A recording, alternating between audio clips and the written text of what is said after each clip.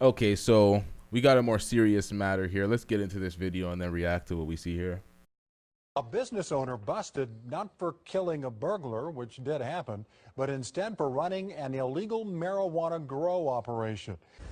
So here's the thing. When they control the narrative, it's always control with lies, and they will twist words around. Listen to the narrative to the man who was the victim protecting his business and how they make him sound like the criminal.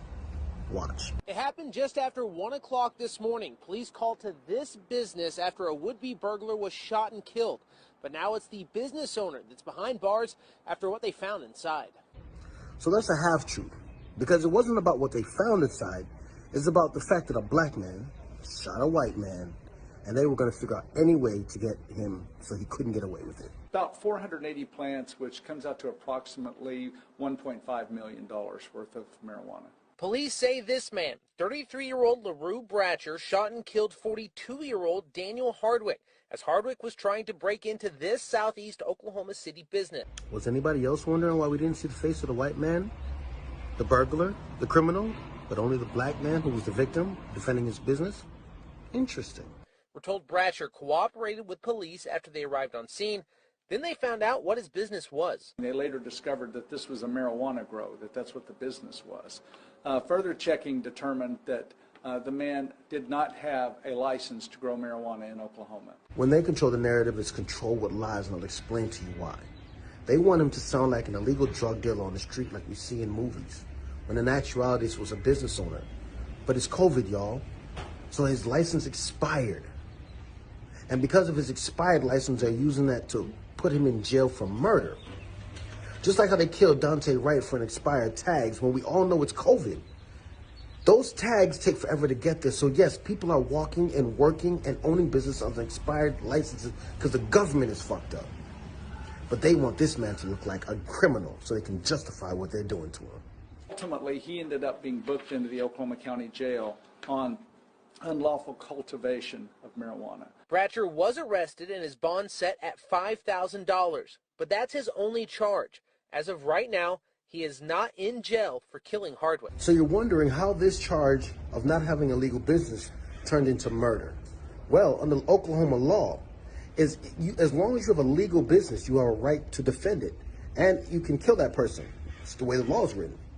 But if your business is illegal, then they have a right to charge you with murder. So it makes you wonder, why are they charging the victim or going after all this extent to criminalize the victim? Is it because he's black? Because what other reasons are they going after the victim so hard for defending his business? Shouldn't that be something they want the people know, that if you have a business, you have a right?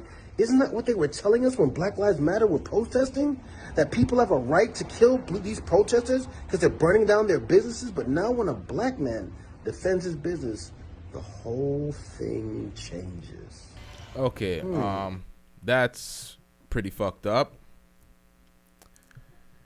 It's pretty fucked up, but we have to understand at this point, we got to show these videos just to show these that this type of shit happens, but it's to be prepared, not surprised.